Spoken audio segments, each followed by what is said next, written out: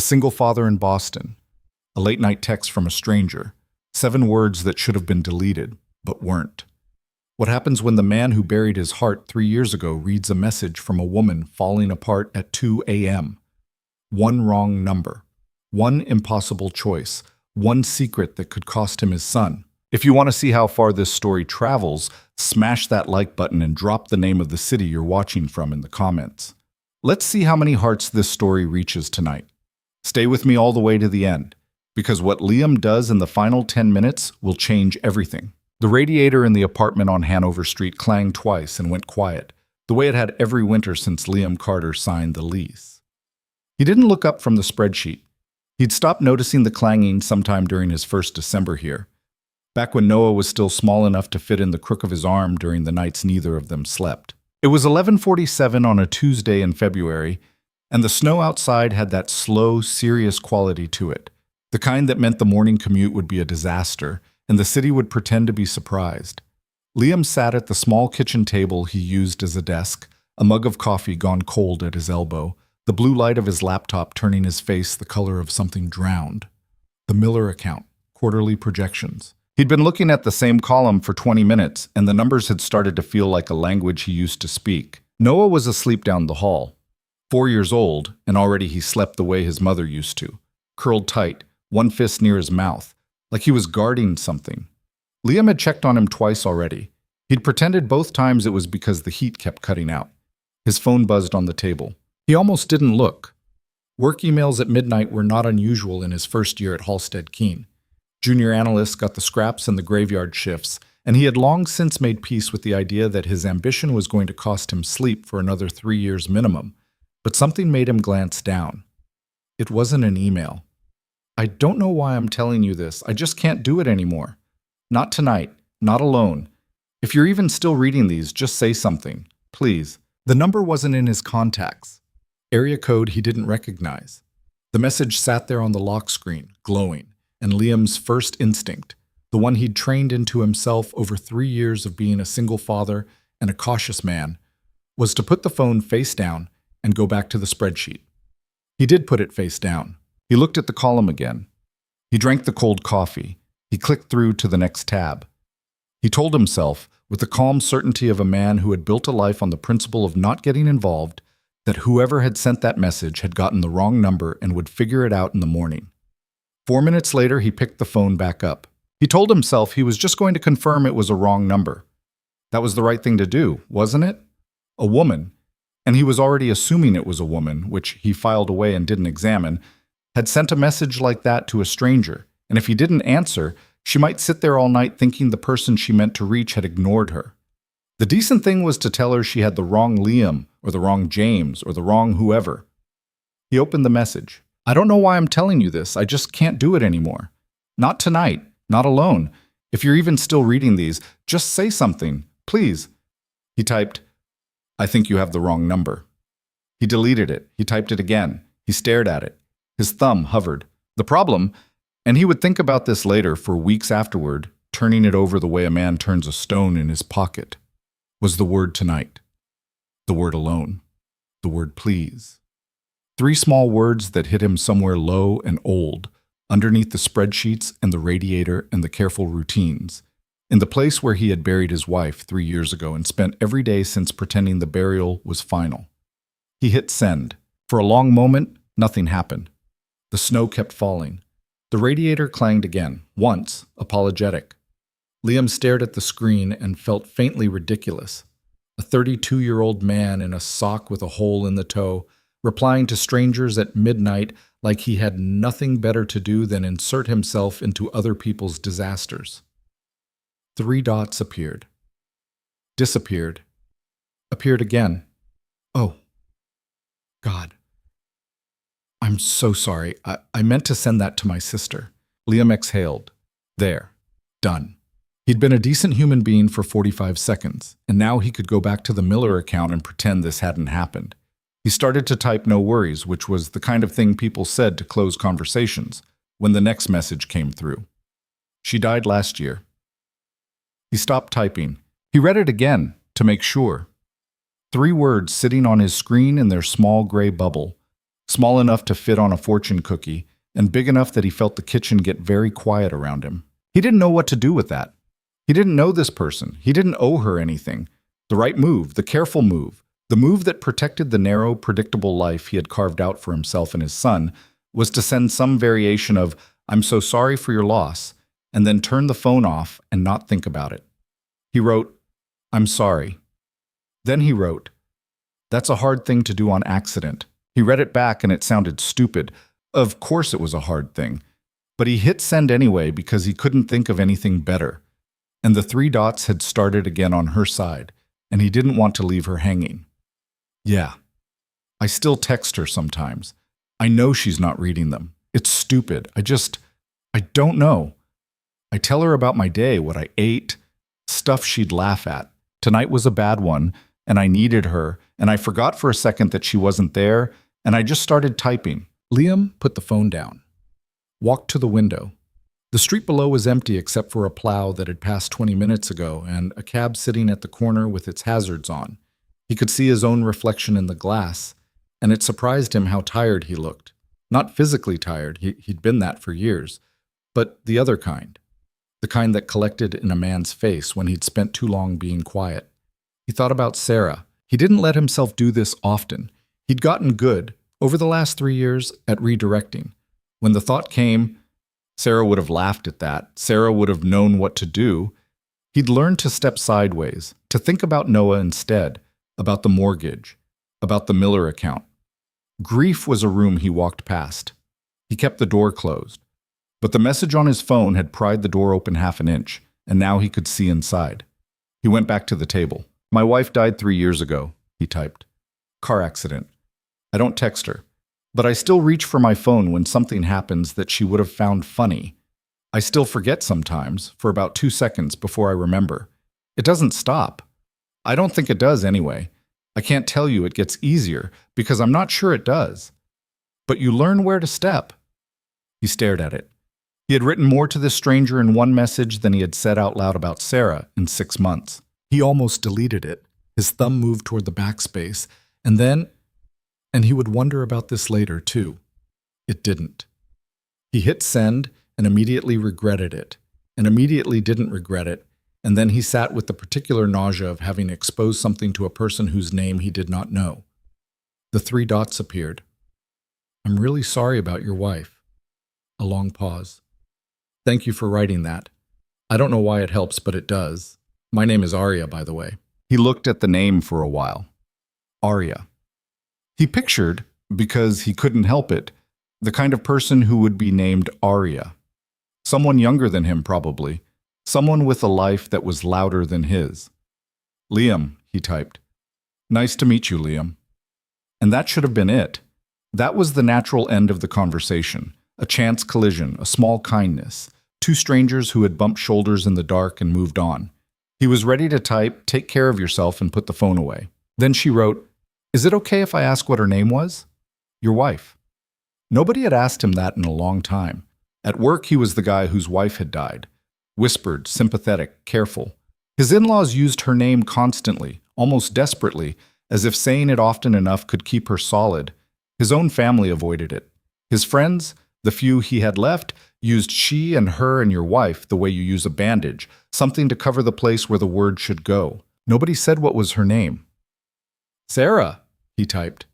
Her name was Sarah. "Sarah," Arya wrote back. "That's a beautiful name. My sister was Marin." "Marin," he typed. "That's pretty. I've never heard that one before. Our mom was half Norwegian. She liked things that sounded like the weather." He laughed, out loud, alone in the kitchen. It came out of him before he could stop it. A short, surprised sound. And he put his hand over his mouth like he was going to wake Noah up, which was ridiculous because Noah's room was all the way down the hall. He hadn't laughed at a text message in a long time. They kept going. He didn't plan to. He meant to wrap it up. But she asked him what he was doing still up, and he told her about the Miller account, and she told him she was a cocktail bartender at a place called Orsini's in the South End, which he had never heard of, and that she'd closed up at 11 and come home to an apartment that felt louder than the bar had. He told her he was in the North End. She said of course he was. She could hear the Italian in his text, which made no sense. and also made him laugh again. He asked her carefully if she had somebody with her tonight, a friend, a roommate. She said no, just her cat, a Russian blue named Greta who thought she was in charge. Do you have anyone? She asked. My son, he wrote. He's 4. He's asleep. She didn't respond for a long moment, and he wondered if he had said the wrong thing, if mentioning a kid had pushed the conversation somewhere it shouldn't have gone. He started to add something to soften it, and then her message came through. That's the most important thing anyone said to me all night. He didn't know what to do with that either. It was past 1 in the morning when she said she should try to sleep. He said he should too. He did not mention that the Miller projections were still unfinished and that he was going to have to come in early to fix them. He said, "Take care, Arya," and she said, "You too, Liam," and the conversation ended the way conversations end when neither person wants to be the one to close the door. He sat at the table for a long time afterward. Then he closed the laptop, washed the mug, and stood at the doorway of Noah's room watching his son sleep. Noah had kicked his covers off again. Liam pulled them back up, tucked them under the small warm weight of him, brushed the hair off his forehead. Noah made a small sound and turned his face into the pillow. I'm going to be careful, Liam thought. I'm not going to do anything stupid. He wasn't sure even then what he meant by it. He overslept the next morning by 20 minutes, which was a catastrophe by his standards. He burned the toast. He forgot to put Noah's juice box in the lunch bag. Noah asked him on the walk to daycare why he was being weird, and Liam said he wasn't being weird, which was not convincing to either of them. At the office, Marcus Pell, his cubicle neighbor, a sharp-faced 36-year-old who had been at Halstead Keen 5 years longer than Liam and resented him for it, watched him come in late and said nothing, which was worse than if he had said something. Liam got to his desk. He opened the Miller file. He stared at it. He thought about a message he had not yet received. This was, he recognized, a bad sign. He was a man who had built his entire life around not thinking about things he could not control. He ate the same breakfast 5 days a week. He took the same route to work. He put Noah to bed at the same time every night, read him the same 3 books on rotation, gave him the same answer when Noah asked where Mommy was. He had, in the words of his sister Caroline, turned into a man who could be plotted on a graph. And now he had spent his entire morning waiting for his phone to buzz. It buzzed at 10:42. I'm sorry again about last night. I don't usually dump on strangers. Or on anyone, actually. He read it twice. Typed back. I'm glad you did. He stared at what he'd written, deleted it, typed, Don't apologize, it was nice to talk to you, sent it before he could chicken out. He expected it to end there. It should have ended there. She had apologized. He had absolved her. The social contract was complete. But a minute later, she wrote back, I'm at work early. I'm prepping mise en place for tonight, and I'm listening to the Beatles because the bar owner hates when I play anything post-1970 during prep. What are you doing? And Liam Carter, who had spent 3 years making a religion out of not doing anything impulsive, typed back, I'm supposed to be looking at a spreadsheet. I am in fact looking at a spreadsheet. I have been looking at the same column of the spreadsheet since I got here. I don't think the column and I are going to reach an agreement. She sent back a laughing emoji, and then, What's the column done to you? It contains projections that my boss wants revised by end of day. The projections are fine. My boss just likes watching junior analysts sweat. Your boss sounds like a prick. He's a prick, Liam wrote. They texted off and on all day. Not constantly. He had work, she had prep, but in small bursts, like 2 people who had walked into the same coffee shop on accident and kept finding themselves at the same table. He learned that she had moved to Boston from a small town in Vermont 8 years ago, that she had studied art history for 2 years and dropped out when her mother got sick, that her sister Marin had been the oldest, the responsible one, and that in the years since Marin died, Arya had been, in her own words, doing an impression of someone who has her life together. She learned that he was from a suburb of Providence, that he had gone to BU, that his sister Caroline lived 2 blocks away and came over every Sunday to make sure he and Noah were still alive, as she put it, that Sarah had been a 2nd-grade teacher, that the accident had happened on the Mass Pike in a rainstorm, and Liam had been at home with Noah, and he had sometimes, in the very worst months, resented Sarah for being the one driving, because he would have known what to do on that curve. He didn't know if that was true or not. He just knew he'd thought it. He had never told anyone that. He hadn't meant to tell her either. It came out in a text, late in the afternoon, when she asked him a gentle question, and he gave her a gentle answer and then kept typing, because once he'd started, it was hard to stop. She wrote back, "You don't have to have forgiven her yet. That's not a rule." He put his phone face down on his desk and stared at the wall of his cubicle and didn't do any work for 10 minutes. Caroline called him at 4:30 to ask if he could take Noah to her place on Friday because she wanted to have him over for pizza. He said sure. She said he sounded weird. He said he wasn't being weird. She said, "Oh my God, what's going on?" Because Caroline had radar like a bat. And he said nothing, Caroline. And she said, "It's a woman, isn't it?" And he said goodbye, Caroline, and hung up while she was laughing. That night, after Noah was in bed, Arya texted him, "Tell me something about your son." He wrote back, "He's 4. He's convinced the moon is following him. He refuses to eat anything orange. He thinks his daycare teacher, Ms. Patel, is the most important person in the world, which she might be. He laughs like a small drunk man. He still asks for his mother sometimes." A long pause. "Liam, that's beautiful." "I don't know what to say when he asks." "I don't know either," she wrote. "I don't think there's a right thing. I think the fact that you're there when he asks is the thing." He sat with that for a while. "Can I ask you something?" he wrote. "Yeah. Why are you talking to me? I'm a guy who wrong-numbered you. I'm 32. I'm a single dad. I spend my weekends at the grocery store and reading picture books. I'm not what you usually find on the other end of a text message, I imagine." There was a long pause. "I'm talking to you," she wrote, "because you answered. I wrote to a dead person at midnight, and you answered like I wasn't crazy. You just said something real. I don't get a lot of that. I get a lot of people who want to fix me, or who want something from me, or who want me to be fun. You didn't want anything. You just said the thing. I don't know who I'm going to be tomorrow, Liam, but tonight I'm going to be somebody who keeps talking to you." He read it 4 times. He didn't write back for a long time because he couldn't think of anything to write that wasn't either too much or too little. When he finally did, he just wrote, "Good." And then, "Good night, Arya. Good night, Liam." He sat in the dark kitchen after, phone face down on the table, and he thought, with a kind of quiet, stupid panic, that he had just done something he was not going to be able to undo. The week went like that. They didn't make plans. Neither of them suggested meeting. It was, Liam told himself, just texting. It was not a thing. It was a conversation that had started by accident and was continuing by momentum, and sooner or later it would fade the way these things did. Except it didn't fade. Thursday, she sent him a picture of Greta the cat sitting in the bar's sink, looking furious. He laughed out loud in the elevator, and a woman from the 9th floor gave him a strange look. Friday, he sent her a picture.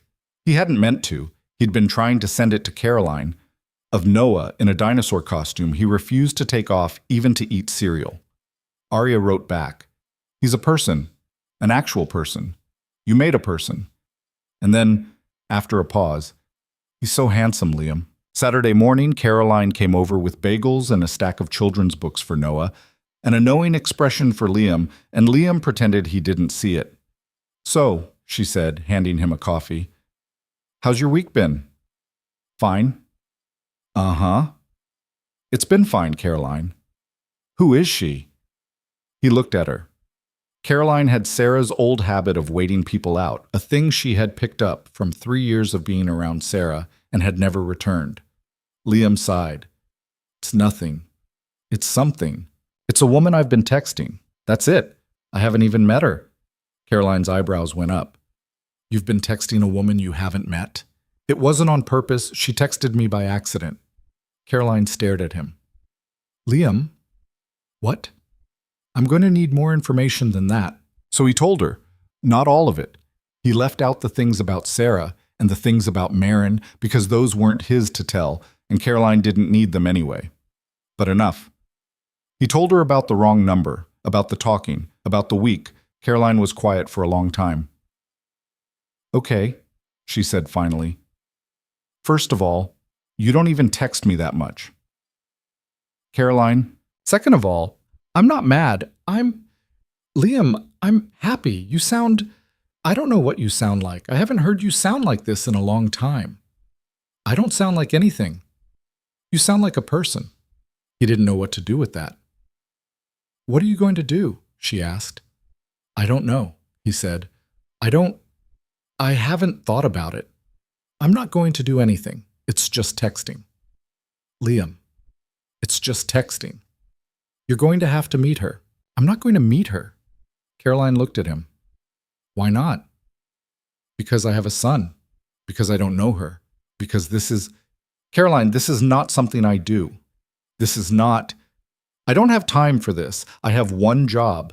I have one thing I am trying not to mess up. And what is that? Him.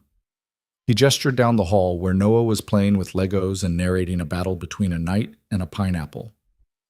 Him. That's the one thing. Caroline was quiet.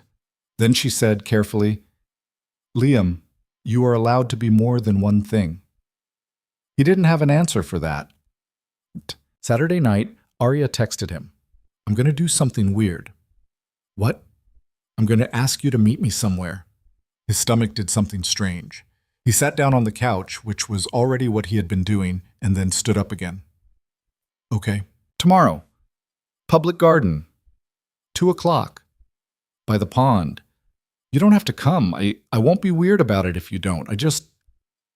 I want to see you. I want to know if this is a real thing or just a thing that happens on a phone. I think it might be a real thing, but I don't know. And I'm tired of not knowing. He stared at the screen. He thought about Noah. He thought about Caroline saying you are allowed to be more than one thing. He thought about Sarah and about the curve on the Mass Pike and about the 3 years he had spent being very, very careful. Okay, he wrote. Okay? 2:00. I'll be there. Liam. Yeah. I'm glad. Me too. He sat up for a long time after that, sitting in the dark with his phone in his hand, looking at nothing. Outside, the snow had started again, slow and serious, the way it had the night she'd first written to him.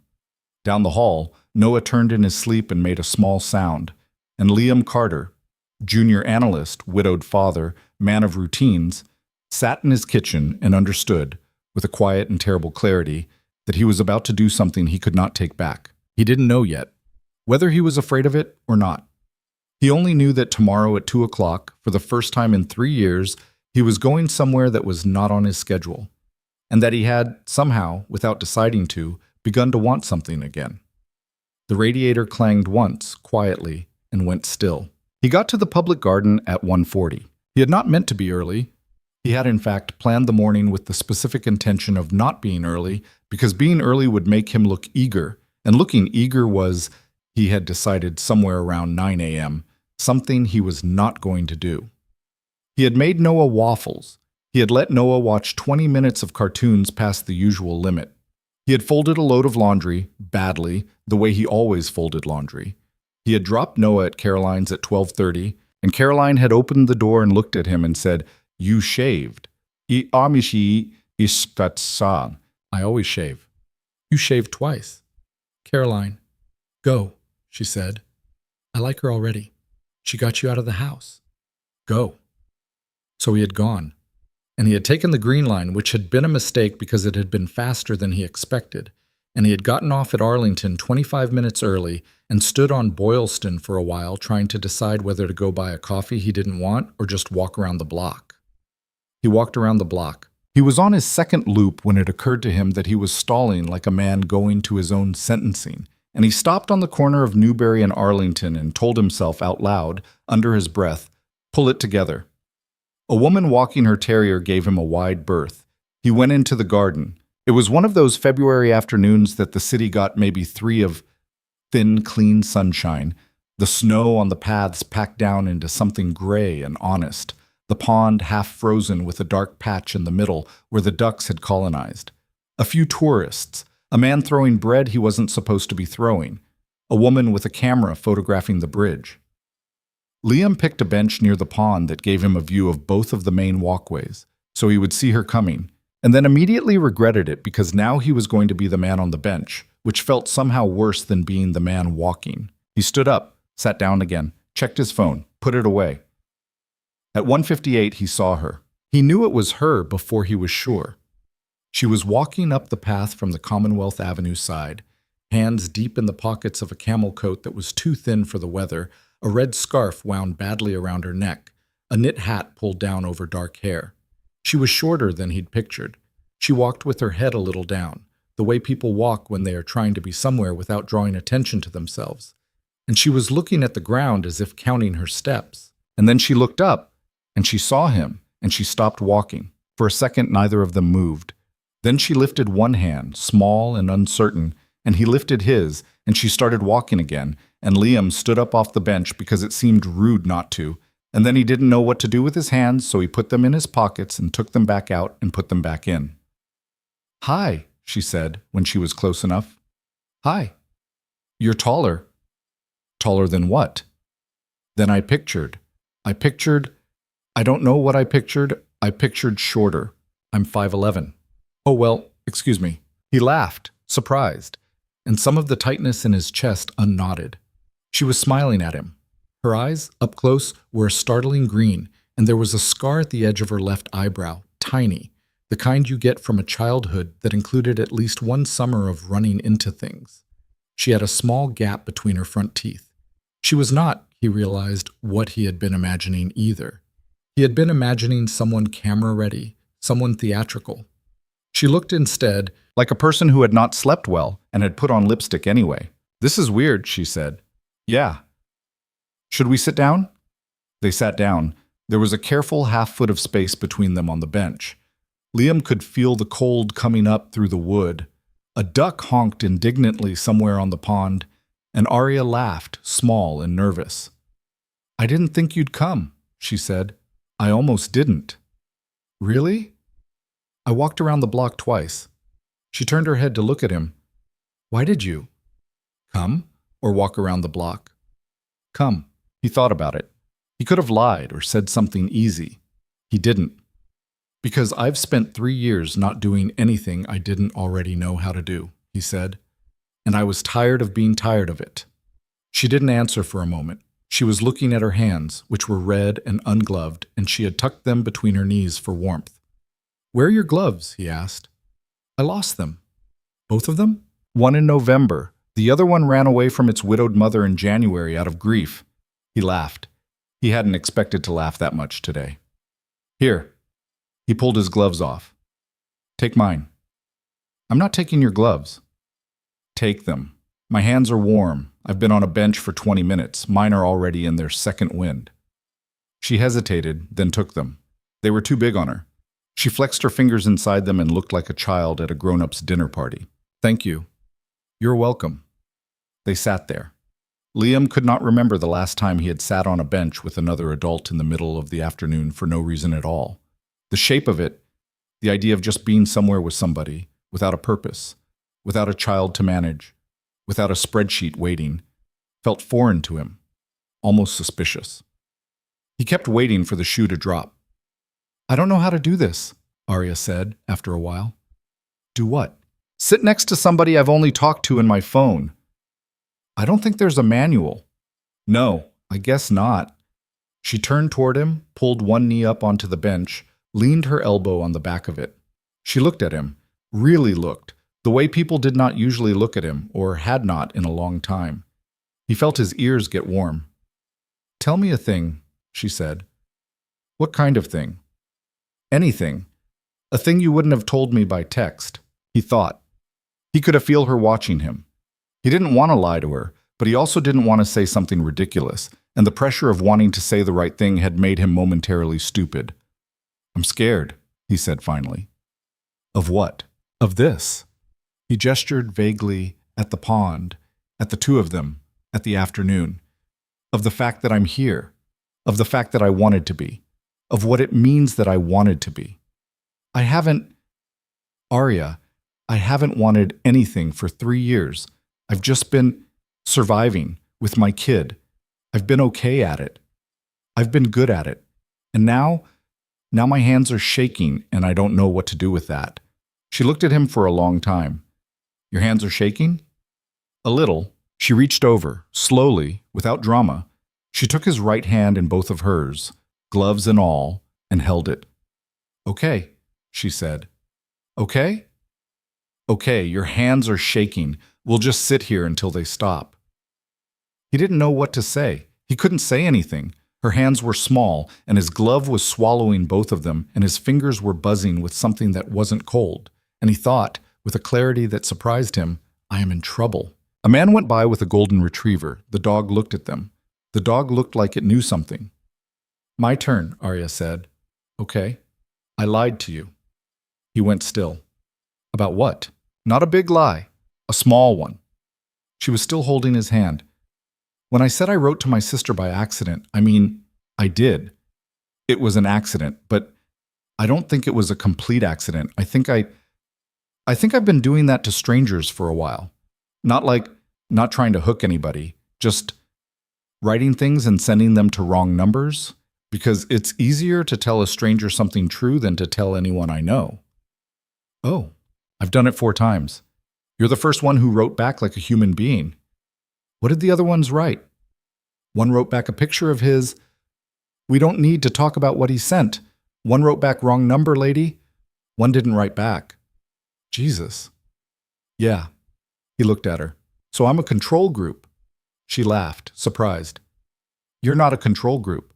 I'm batting 25%. You're batting 100%. The other 3 didn't count. Why didn't they count? She looked at the pond. Because I didn't want them to. And I wanted you to. He felt that somewhere low in his chest. Arya. Yeah. I don't know what I'm doing. I don't either. I have a kid. I know. He's the most important thing. He is the only important thing. I know. I can't do anything stupid. I can't do anything where I disappear for a weekend or forget to pick him up because I'm in my own head. I'm not built for whatever this is. She nodded slowly. She hadn't let go of his hand. Liam, I'm not asking you to disappear. Then what are you asking? I don't know what I'm asking. She was quiet. I guess I'm asking to sit on this bench, for now. And then maybe we sit on another bench. Maybe we go get coffee. Maybe we don't. Maybe we text for another week and decide we imagined all of this. I don't know. I don't want to pretend I didn't feel something when you answered me at midnight, and I don't want to pretend I don't feel something right now. And I don't want to lie to you about any of it, because I have lied to everyone about everything for a very long time, and I am so tired, Liam. I am so tired of it. He looked at her. There was a bit of lipstick on her front tooth, the gap one. Her scarf was still crooked. Her nose was red from the cold. Her eyes were wet, a little, and she was pretending they weren't. Come on, he said. What? Come on, let's walk. My feet are cold. She looked at him, and something in her face loosened, and she let go of his hand and stood up.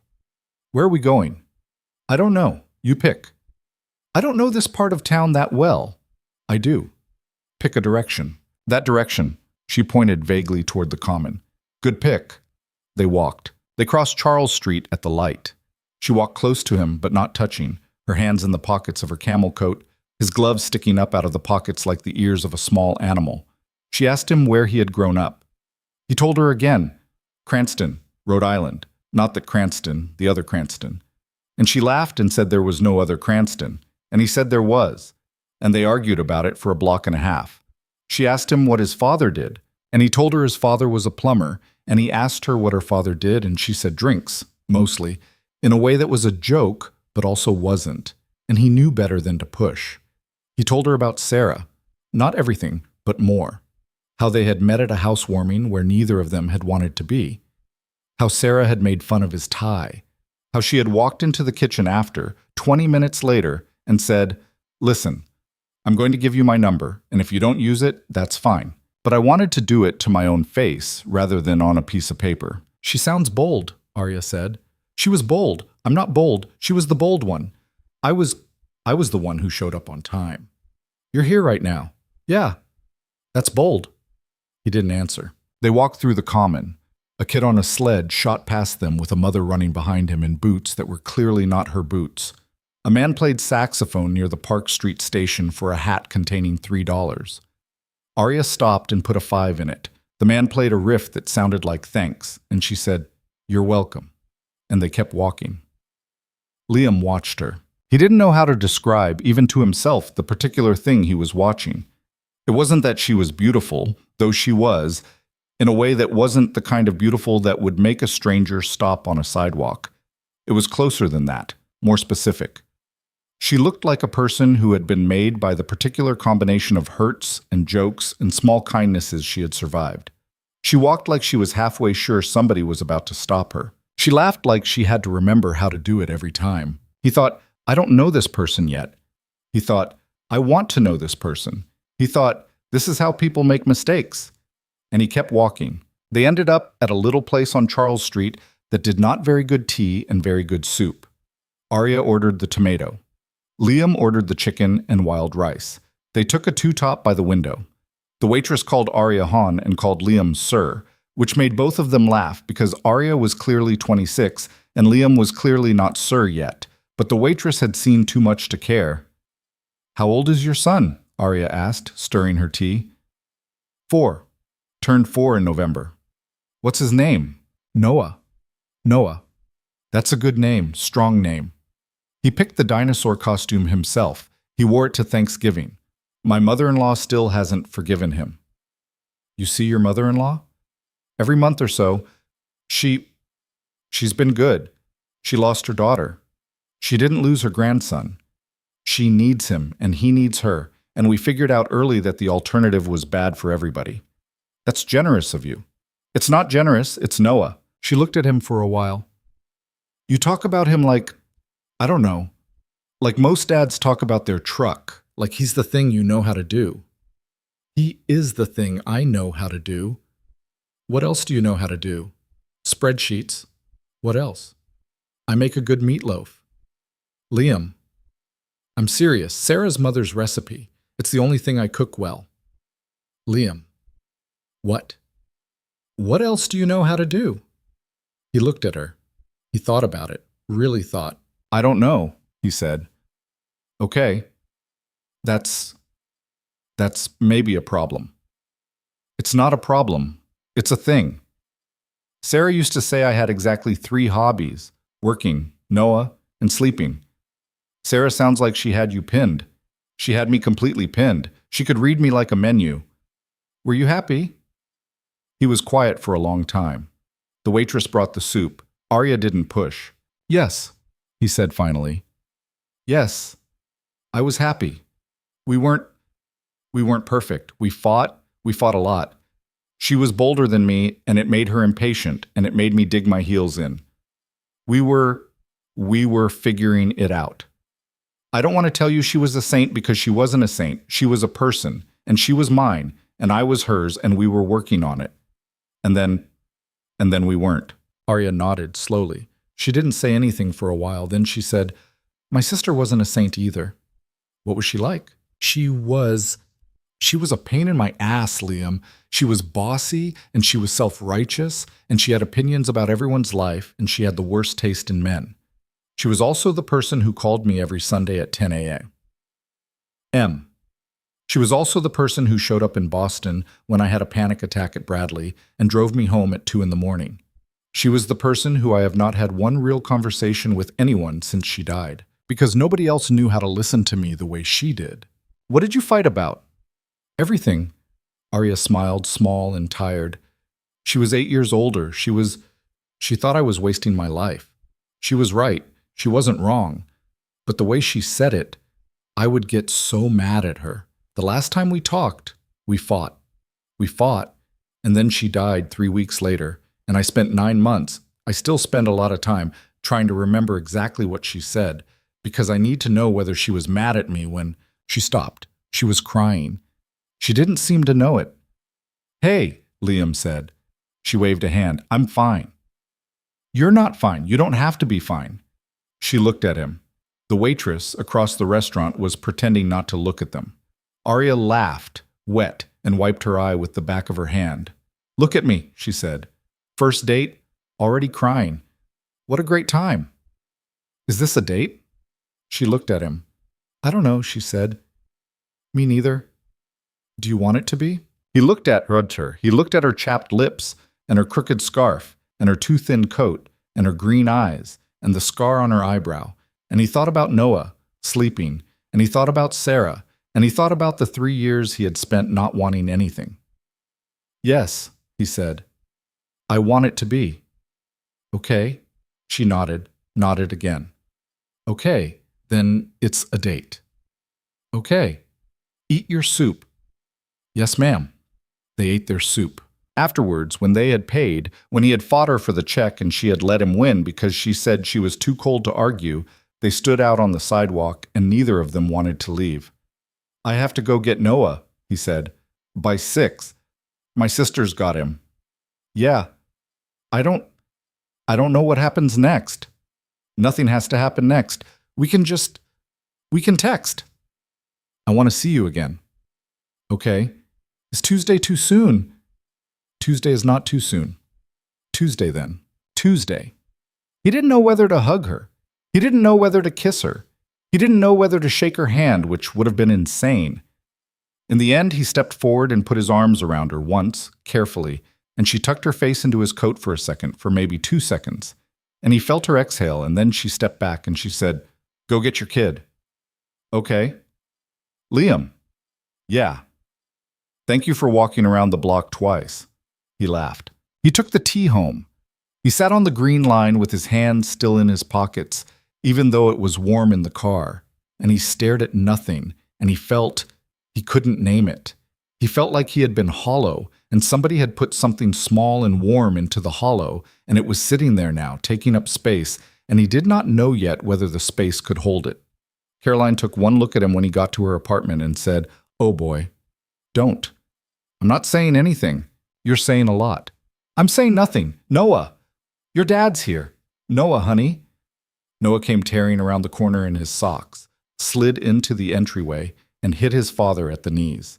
Dad, Aunt Caroline let me have cookies." "How many cookies?" "4, Caroline." "6, said Noah proudly. "6, Caroline corrected. "Sorry, I forgot I had 2 of my own." "Caroline." "It's Saturday, Liam. Let it go." He got Noah's coat on. Noah told him about his afternoon in elaborate detail. There had been a cat, a movie, a fight with Aunt Caroline about which Lego went where.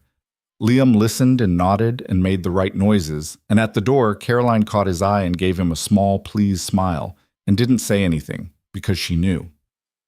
He walked Noah home through the snow. Noah, bundled up to the point of being nearly spherical, held his hand and walked very seriously beside him. At a corner, Noah stopped and looked up at him. "Dad?" "Yeah, bud." "Why are you smiling?" Liam had not realized he had been smiling. "No reason, bud." "Okay." They walked on. That night, after Noah was in bed, after Liam had read him 3 chapters of a picture book he had read them 100 times, Liam sat on the couch in the dark and stared at his phone. Arya had texted him 20 minutes ago. "I got home. Greta is furious. I think she smelled you on my coat." He wrote back, "Tell her I apologize. She says she'll think about it." He smiled at the phone like an idiot. Arya. "Yeah, today was... I don't have the word. You don't have to have the word. I just wanted to say, I know, me too." He sat there. "Liam, can I tell you something?" "Yes, I was really scared you weren't going to show up." "I know. I was really scared I wasn't going to show up. But we did." "Yeah." "Good night, Liam." "Good night, Arya." He sat there for a long time. They saw each other on Tuesday, and again on Friday, and again the Tuesday after that. They did small things. They got coffee at a place on Boylston that she liked. They went to a movie on a Saturday afternoon that Caroline took Noah for. They walked, a lot. Boston was a walking city, and both of them were the kind of people who thought better on foot. He did not bring her home. He did not tell Noah about her. Not yet. It was a rule he had made silently, without discussing it with anybody. Noah does not meet her until I am sure. He wasn't sure yet. He was getting sure. 2 weeks in, she told him she had a chipped tooth from a night she didn't remember well. 3 weeks in, she told him she had been in rehab for 6 months when she was 22. 4 weeks in, she told him she hadn't had a drink in 4 years and 11 months, and that she worked in a bar on purpose, because it was the only way she was going to find out if she could still do it, and that the owner of the bar was a woman named May, who had been sober for 23 years and who hired her knowing. "Why are you telling me this?" he asked. "Because if I don't, it's going to be a secret. And if it's going to be a secret, I'm going to start drinking again." Arya, that's a lot to put on me. "It's not on you. I'm not asking you to watch me. I'm just telling you, because I want you to know who you're sitting next to." He nodded. He took her hand across the table. He didn't let go for a while. A week after that, she met Noah. It wasn't planned. She was walking Liam to the bus because his car was in the shop, and Caroline had been dropping Noah off at Liam's that afternoon, and Caroline, who had met Arya twice already, accidentally, because Caroline was a troublemaker, had texted Liam, "We're already here," running late just as Liam and Arya were approaching his building. "Oh," Liam said. Arya looked up at the building. "What?" "Caroline's early. She's got Noah inside, right now." "Oh," he looked at her. "You don't have to." "I want to." "You're sure?" "Liam, I'm sure." They went in. Noah was on the couch with Caroline, eating goldfish crackers out of a bag and watching a nature documentary about penguins. He looked up when they came in. Liam crouched down in front of the couch. "Hey, bud, this is my friend Arya. She walked me home." Noah considered her. "Hi," he said formally. "Hi, Noah," Arya said. "Dad has a friend?" "I have a friend, yeah." "Okay." He went back to the penguins. Caroline mouthed, "Oh my God," over his head, and Liam made a face at her. Arya sat on the edge of the couch, carefully, about 3 feet from Noah, and watched the penguins with him for a minute. "Why is that one alone?" she said. "He lost his mom," Noah said, matter of fact. "Oh, he's going to find her. Are you sure?" "The man said." Noah meant the narrator. "Okay, I trust the man." Noah looked at her, looked at his father, looked back at Arya. "Do you want a goldfish?" he said. Arya glanced at Liam. Liam nodded, very small. "Yeah," Arya said. "Yeah, I'd like a goldfish." Noah solemnly passed her one goldfish cracker, just one. He then passed her another one. Then he turned back to the penguins. Arya held the 2 goldfish crackers in her palm like they were something sacred. Liam watched her watching them, and something in him, something in the oldest and most careful part of him, shifted and did not shift back. Caroline left 10 minutes later with her coat on crooked and one pointed eyebrow at her brother and the word later spoken quietly at the door. Arya stayed for another half hour. She sat on the couch with Noah. She asked him about penguins. She asked him about his dinosaur phase. Noah told her with great seriousness that his dinosaur phase was over and he was now in a pirate phase. Arya asked him what pirates ate. Noah said pizza. Arya said obviously. When she got up to go, Noah looked at her and said, "Are you coming back?" Arya looked at Liam. Liam, from the kitchen where he was pretending to make coffee, said, "I hope so, bud." "Okay," said Noah, and went back to the penguins. Liam walked Arya to the door. "I didn't mean for that to happen today," he said. "I know. I'm not a guy who rushes things. I had a plan. I had a real plan." "Liam, it's okay. It happened. It was fine. He's a good kid. You did a good job. He gave you 2 goldfish. He gave me 2 goldfish. That's practically a dowry." He laughed. She stepped in and kissed him briefly on the corner of his mouth. Not a kiss, something smaller, something that was a promise about a different kiss some other time. "Text me later," she said. "I will." She went. He closed the door. He stood with his back against it for a minute. In the living room, Noah was telling the penguins something. Liam listened. "It's okay," Noah was saying conversationally to the TV. "My dad has a friend. She ate a goldfish. You're going to find your mom." Liam put his hand over his mouth. He stood there for a long time. Outside, the snow had started again, and on Hanover Street the city was going about its business the way it always did, unbothered and ordinary, with no idea that anything had changed.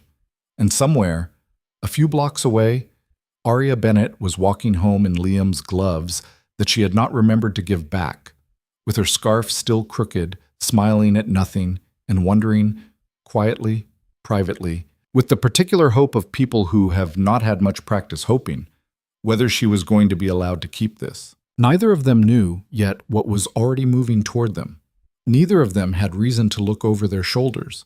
Not yet. The snow kept falling through the rest of February and into the first week of March, and for a little while Liam let himself believe the two of them were going to be allowed to keep what they had. It was, he understood later, a kind of small madness. Not the good kind, not the falling in love kind, though that was part of it, but the other kind, the kind that came from relief.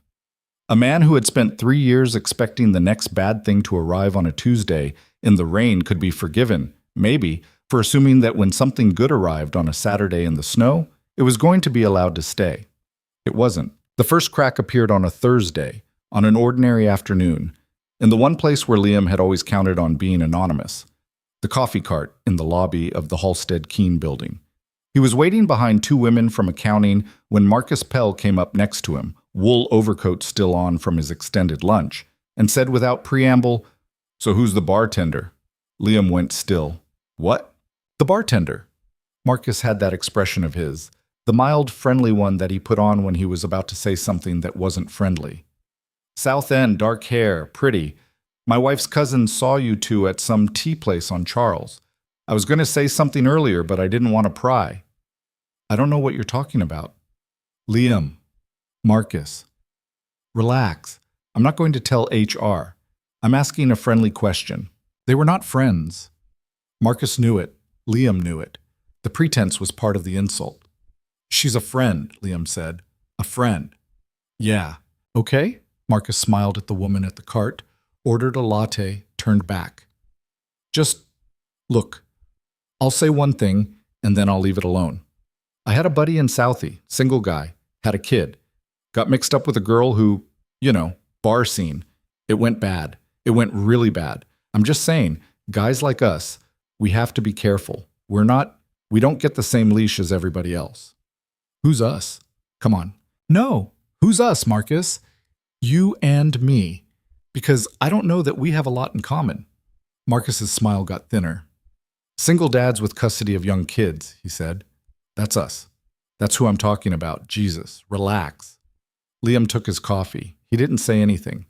He went back up to the 9th floor and sat at his desk and didn't open the Miller file for 40 minutes. He told himself, as he rode home on the Green Line, that it was nothing, that Marcus Pell was a loudmouth who had a mortgage he couldn't afford and a grudge against anyone younger than him, and that if there was a universe in which Marcus Pell's opinion was worth managing, Liam did not live in it. He told himself this all the way to Haymarket. He got off at Haymarket. He walked home in the slush with his hands in his pockets and his jaw clenched and the back of his neck hot. He told Arya about it that night on the phone. He tried to make it sound lighter than it was. "I shouldn't have said anything to him," he said. "I gave him ammunition." "What ammunition? He already knew." "Yeah, but Liam, this is a guy in your office. He talks to himself. He talks to his wife. That's it. You didn't give him anything." "Yeah." "You okay?" "I'm fine." "Are you, though?" He sat on the couch with the phone against his ear and looked at the ceiling and, for the first time, felt something that was not quite fear, and not quite anger, and not quite fatigue. A combination, maybe, a new thing he didn't have a word for. "I'm okay," he said. She let it go. That was one of the things about her. She knew when to let a thing go. But the thing didn't go. A week later, Caroline called him at 8:30 on a Sunday morning, which was not a normal time for Caroline to call, and said, "Okay, so I'm not sure how to do this." "Do what?" "I got a weird message." "From who?" "Cheryl." He stopped stirring the pan. Cheryl was Sarah's mother, his mother-in-law. The woman who had for 3 years been careful and steady and grateful, and who had never, not once, said a word to him about his private life. "What did she say?" She asked if you were seeing somebody." "Okay." She asked if I knew anything about her. "Okay." Liam, she was weird about it. It wasn't the normal mother-in-law concerned thing. She said somebody had told her things. "What things?" "That's what I'm trying to figure out. She wouldn't say. She said she didn't want to put it on me. But she was upset, Liam. She was really upset. She asked me if Noah was safe. Something in his chest dropped. Safe. That's what she said. Safe. I know. What did you tell her? I told her Noah was the safest child in the Commonwealth of Massachusetts. I told her you were seeing somebody, that I'd met her, that she was great. I told her there was nothing to worry about. Liam, she said okay, but I don't know if she meant it. She was weird. Something is wrong. He sat down at the kitchen table. Noah was in the other room, building something out of couch cushions. Caroline? Yeah. Who told her things? I don't know. She wouldn't say. Somebody told her things. Somebody told her things. He sat with it. Later that day, he called Cheryl himself. He told her directly that he wanted to have a real conversation. And Cheryl, whose love for Noah was the steadiest thing in his life outside of his own love for Noah, hesitated for a long moment and then said carefully, Liam, I would like that, but I think I would like to come over and do it in person. Okay, when? This week. Okay. Is Noah going to be there? He can be with Caroline. Yes, please, let's do that. She came over on Thursday night. She brought a tin of the molasses cookies Sarah had liked and had taught Cheryl to make, though it had gone the other way around in real life. And they sat in Liam's small living room with the cookies between them, and neither of them ate any. Cheryl was 61. She had her daughter's hands. She had been a school principal for 30 years, and when she was upset, she got very, very calm. I didn't want to do this, she said. I don't want to do this. Cheryl, just tell me. I got a call. From who? I'd rather not say yet. Cheryl, please, Liam, let me say it the way I need to say it. I got a call 2 weeks ago from a number I didn't recognize. A woman. She said she was a concerned friend. She said, Liam, I'm going to repeat what she said, and I want you to hear it and not interrupt because I've been sitting on this for 14 days, and if I don't get it out, I'm going to cry. Okay. She said you were seeing a young woman who worked at a bar in the South End. She said the woman had an addiction history. She said the woman had been in rehab. She said the woman had been arrested. She hasn't been arrested. Let me finish. Okay. She said the woman had been around Noah. She said it had been moving quickly. She said, quote, Sarah wouldn't have wanted her son raised around that. That's what she said. She said that to me. She said my daughter's name to me to tell me that your life is dangerous to my grandson. Cheryl's voice cracked on the last word, and she pressed her hand over her mouth and looked at the ceiling. Liam didn't move. He didn't move for a long time. He felt very distinctly two things at once. The first was rage, a clean, hot, specific rage, the kind he hadn't felt in years, the kind that made his vision narrow. The second was something older and colder, the thing he had been afraid of since the afternoon in the public garden, the sense that he had been playing house with his life and the real world had come to collect. Cheryl, I didn't believe her. I want you to know that. I didn't believe her. I hung up on her after 3 minutes, but she had already said it, Liam. And once you hear a thing, you can't unhear it. I sat with it for 2 weeks. I waited because I wanted to be calm, and I am calm. I am calm. I am asking you, straight out, is any of that true? He looked at her. Some of it's true, he said. Most of it's not. Tell me the parts. Her name is Aria. She's 26. She bartends at a place called Orsini's. She is 4 years and 11 months sober. She has never been arrested. She was in rehab when she was 22, inpatient for 6 months, and she hasn't had a drink since. She has met Noah 1 time. It was an accident, and it was short, and he gave her 2 goldfish crackers, and she cried in the hallway after. She has not been around Noah since. I have not brought her into this apartment since. Cheryl, I've been careful. I have been so careful. I have not lost my mind. I am not stupid. I know what I am doing. I am not good at this, and I am doing it slowly, and I am aware every minute that I have a son. Cheryl listened with her hand still at her mouth. When he stopped, she didn't speak for a long time. Okay, she said finally. Okay? Okay. I believe you. Okay? Liam. Yeah. Sarah would have adored her. He looked at her. You don't even know her. I don't have to know her. I know what kind of woman my daughter liked. I know the kind of woman who cries in a hallway after your son shares his crackers. I know that woman. That woman is the right kind of woman. Sarah would have... Honey, Sarah would have been so mad at me for what I just put you through. He put his hands over his face. He had not cried, really cried, in a long time. He didn't cry now. He sat with his hands over his face and breathed until the thing at the back of his throat went back down. Cheryl didn't touch him. She waited. Who was on the phone, Cheryl? I don't know, Liam. You have to know. I don't. I swear. The number was a cell number. I tried to call it back. It rang out. I tried the next day. Nothing. I don't know. A woman. A woman. Young. Middle-aged. 40, 45. She sounded like she had a cold or had been crying. She didn't give me her name. She said she was a concerned friend. He sat with it. He thought. He said, Cheryl. Who else would know? About Arya.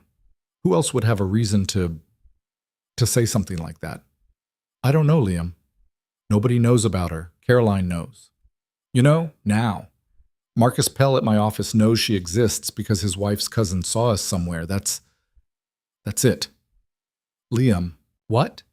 Is there anyone in Sarah's family who might? He looked at her. You mean Natalie? I didn't say Natalie. Cheryl. Cheryl looked at him. She was very still. Natalie was Sarah's younger sister. Natalie lived in Framingham. Natalie had, 3 years ago, come to the hospital and had one conversation with Liam about Noah that had gone badly. Natalie had told him, at the time, in the hallway outside the family room, that she thought Noah should come live with her because she had 2 kids already, because she was a mother and Liam had been, a man who had never changed a diaper without Sarah watching. It had been a grief thing. It had been a terrible night for everyone. They had made up, kind of. They exchanged Christmas cards. Natalie had been polite, if distant, for 3 years. I don't think Natalie would do that, Cheryl said. You don't think? I don't think. Cheryl. I don't think. I won't say I know. I'll talk to her. Don't. Liam. Don't, Cheryl. Don't tell her anything. Please. Let me think about this. She nodded, slowly. She left an hour later. At the door, she put her hand on his cheek, briefly, the way his own mother had not done since he was 15, and she said, You bring her over sometime. When you're ready, okay? I would like to meet her. Okay, Cheryl. Okay. He closed the door. He stood there. Then he went and got Noah from Caroline's, and he read him 4 chapters of a pirate book, and he lay in Noah's small bed next to him until Noah fell asleep, and then he went back to his kitchen table and sat down and did not move for an hour. He did not tell Arya that night. That was later one of the things he would be hardest on himself about. He should have. He should have picked up the phone.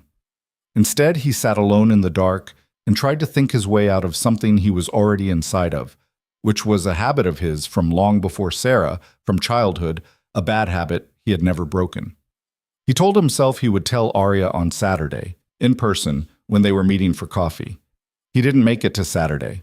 The letter came on Friday. He got home from work at 6.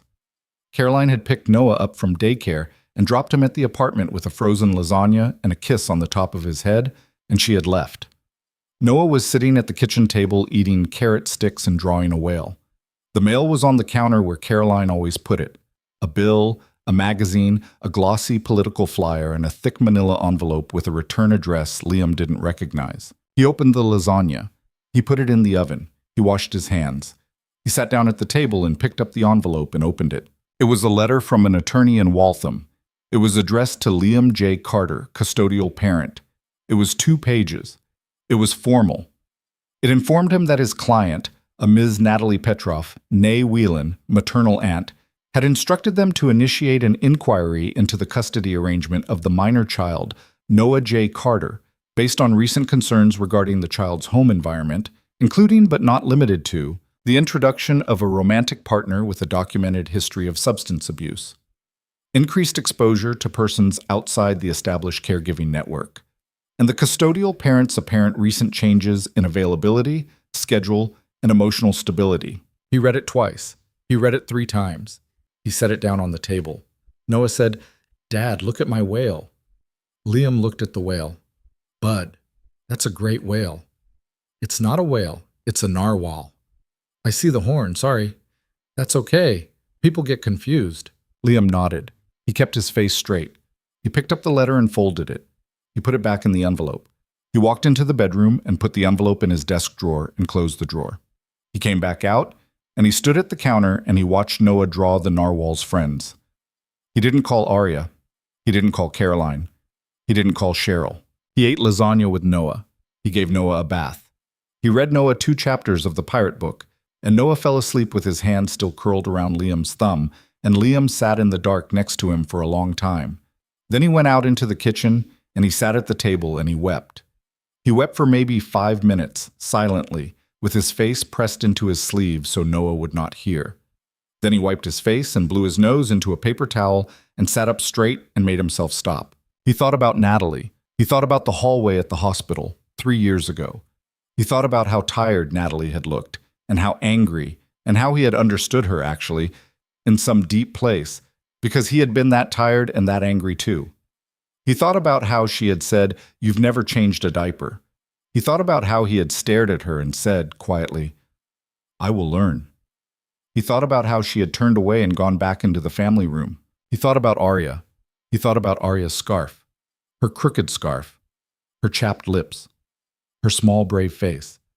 "I don't want to lie to you about any of it," she had said, "because I have lied to everyone about everything for a very long time, and I am so tired, Liam."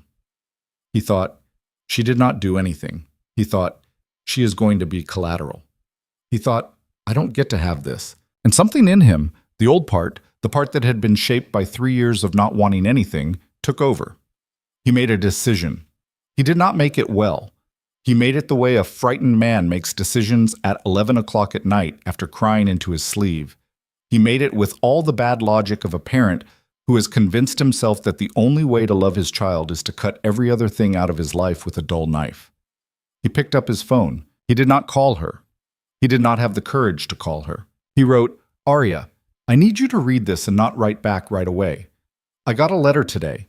Natalie, Sarah's sister, is going to try to take Noah. The basis is me seeing you. Somebody told them about you. The rehab thing. I don't know who. I don't care who. The point is, I can't give them a reason. I can't give them a thing to point at. I have to fix this. I can't see you right now. I can't do this right now. I need to not be the man who lost his son because he wanted someone in the afternoon. Please don't call me. Please don't come over. I need to do this the way I know how to do it. I'm sorry. I am so sorry." He hit send before he could think about it. He put the phone face down on the table. He didn't move for 10 minutes. When he turned it over, there was one message from her. 1. "Okay." That was all she wrote. "Okay." He stared at it. He waited for the rest. He waited for the dots. There were no dots. There was just "okay" and then nothing. He wrote, "Arya." No answer. He wrote, "Arya, please say something." No answer. He wrote, "I don't mean forever." No answer. He understood then, sitting in the kitchen at 11:30 at night with the heater humming and the snow starting again outside and his son asleep down the hall, that he did not, in fact, know how to do any of this. The next week was bad. He called an attorney that Cheryl's brother recommended, a woman named Dana Rivers who had an office in Back Bay and a face like a chess player. She read the letter. She asked him a lot of questions. She said the language was aggressive, and she said the case was weak.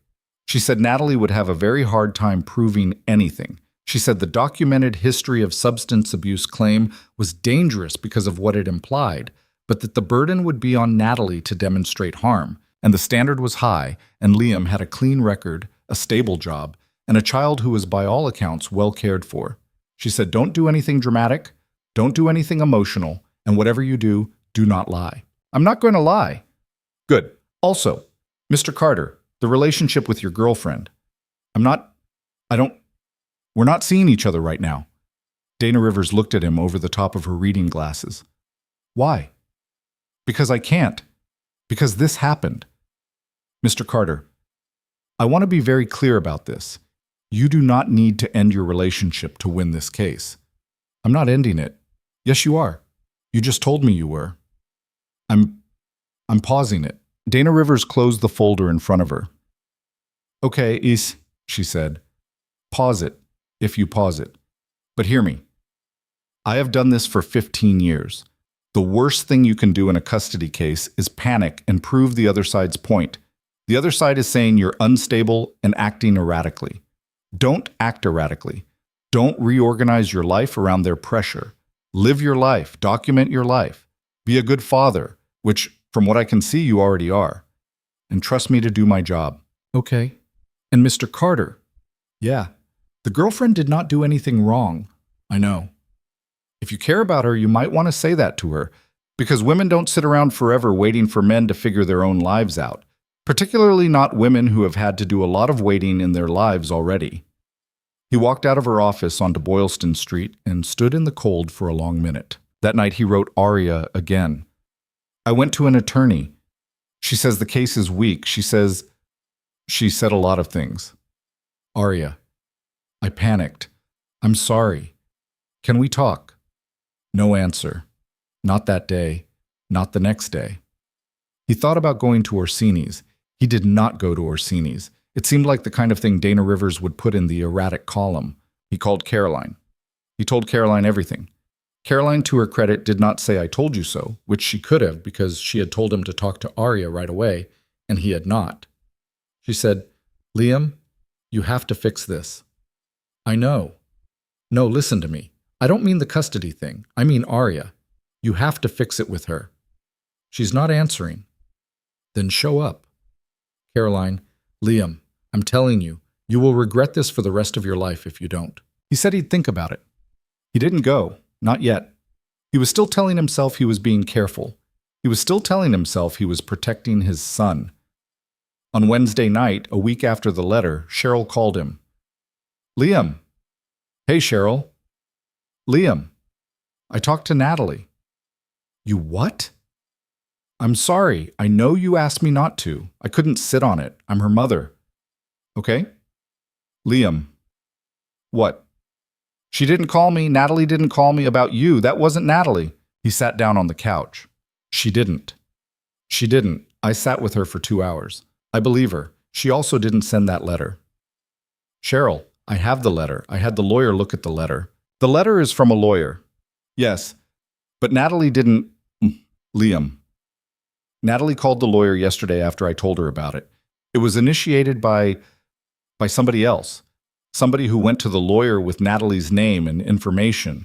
Somebody who already had legal paperwork started by the time Natalie found out her name was on it.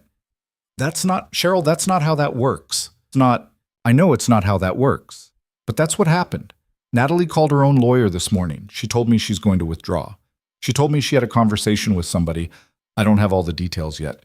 But she told me she had a conversation with somebody a month ago. Somebody approached her. Who approached her? Somebody she doesn't know well. A friend of a friend, she said. Somebody who said she had information. Somebody who told her you were seeing a young woman with a drug problem and that Noah was in danger, and that if Natalie didn't step in now, something bad was going to happen. Natalie. Liam. Natalie said yes to letting her name be used. That was wrong. She knows it was wrong. She is very embarrassed, Liam. She is going to call you.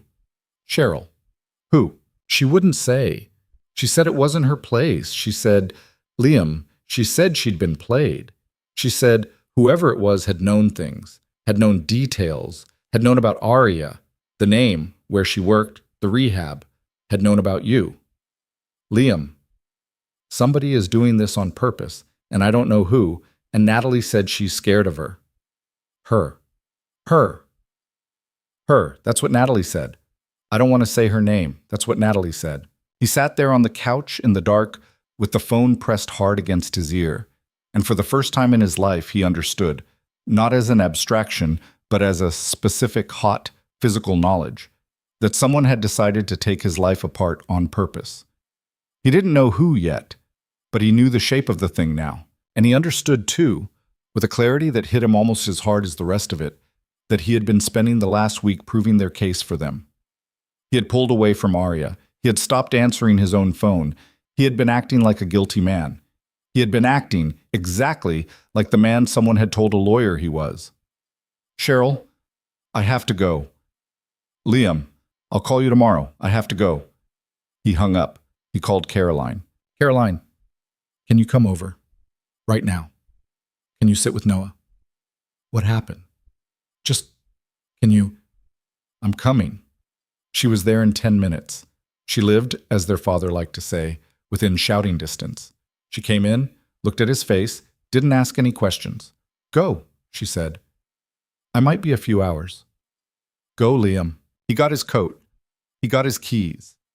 He walked fast down Hanover Street toward the T, and he did not know yet, walking, what he was going to say. He did not know if Arya would be at Orsini's. He did not know if she would speak to him. He did not know if she had already walked away from him entirely, and he did not know, if she had, whether he would be able to bring her back. He only knew that he had been sitting in the dark for 7 days while someone he could not name dismantled his life and watched, and that he was done sitting in the dark. The snow was falling again, wet, the March kind. His breath came out in front of him. Somewhere above the rooftops, a plane made a long, slow arc west toward the airport, its lights blinking red and white. And Liam Carter, who had built his entire life on being a careful man, and who was finally beginning to understand what the careful man had cost him, pulled his collar up and walked faster and did not look back. Orsini's was loud on a Wednesday at 9:30, louder than he had expected, louder than seemed right for a bar he had only ever pictured in the flattering low light of Arya's descriptions. A group of finance guys in quarter zips had colonized the front half of the room, and a woman at the corner of the bar was laughing the way people laughed when they had been laughing for a while. Liam stood in the doorway in his wet coat with the snow melting off his shoulders and did not see her. A woman behind the bar saw him, though. 50-ish, silver streak in dark hair, eyes like somebody who had been sized up too many times to be sized up anymore. She looked at him once, hard, and kept making the drink in her hand. You, Liam. He blinked. Yeah. She's not here. Is she? Took the night off. I gave it to her. The woman set a martini in front of the laughing woman without looking at her. You're better looking than she said. That's not a compliment. It means she undersold you, which means she was protecting herself, which means you did a number on her. Yeah, I did. You here to undo it. I'm trying to. The woman looked at him. May. He understood now that this was May. She went home. She's not answering her door. She's not drunk, in case you were worried. She called me 4 hours ago and told me she wasn't going to drink. She told me she wanted to, and she wasn't going to. That's the rule. She calls when she wants to. She called. May wiped the bar. I've known her 4.5 years. She is a pain in my ass, and I love her like my own.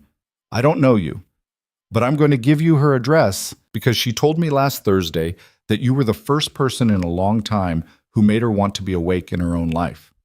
So, May wrote an address on a cocktail napkin, shoved it across the bar. If you make her worse, May said, I will find out. Okay. Go. He went. Arya lived in a small apartment above a laundromat on Tremont, the kind of building where the hallway smelled faintly of dryer sheets, and you could hear every footstep above you. He buzzed her apartment. Nothing. He buzzed again. Nothing. He stood on the stoop with the snow coming down his collar, and he thought about going home, because this was the kind of thing Dana Rivers would have called dramatic. And then he thought about Dana Rivers saying, women don't sit around forever waiting for men to figure their own lives out, and he buzzed a third time and held it. The speaker crackled. Go away, May, I'm fine. It's me. A long pause. Liam. Yeah. Go home. Arya. Liam. Go home. I'm not going home. You literally told me to leave you alone a week ago. I know. You told me in a text, like a coward. I know. I'm not letting you up. Okay, I'll stand here. You'll freeze. I'll freeze then. A very long pause. Then the door buzzed open. He went up 3 flights. She was standing in her doorway in a sweatshirt 2 sizes too big for her. No makeup, hair piled up. Greta, the Russian blue weaving figure 8s around her ankles. Her eyes were red. She had been crying or had stopped crying recently enough that it was still the same event. "Come in or don't," she said. I'm not making this easy." "I don't need it to be easy." He came in. She closed the door. She didn't sit down. She stood in the middle of her own living room with her arms crossed and looked at him like a person daring a person. "Say what you're going to say. Somebody lied to your lawyer, to my sister-in-law's lawyer, about you, about me. Natalie, Sarah's sister. Her name was on the paperwork, but she didn't do it. Somebody else did it through her. Cheryl called me tonight. Natalie's pulling the whole thing. The custody thing is not happening. It was somebody else's hands all the way down." "Who?" "I don't know." "You don't know?" "You." "I don't know yet." "A woman. Middle-aged. Called Cheryl, too. Knew things. Knew your name, knew the rehab, knew where you worked. Somebody has been putting a lot of work into this for a while, and Arya, I didn't tell you. I didn't even tell you there was a letter. I panicked, and I wrote you that text, and I was wrong. I was so wrong. I was wrong in the exact way I was afraid of being. I was wrong in the Sarah way. I was wrong in the way Sarah used to be right about me. Liam, I know. Liam, do you understand? Do you understand what you did? I think so. No, sit down.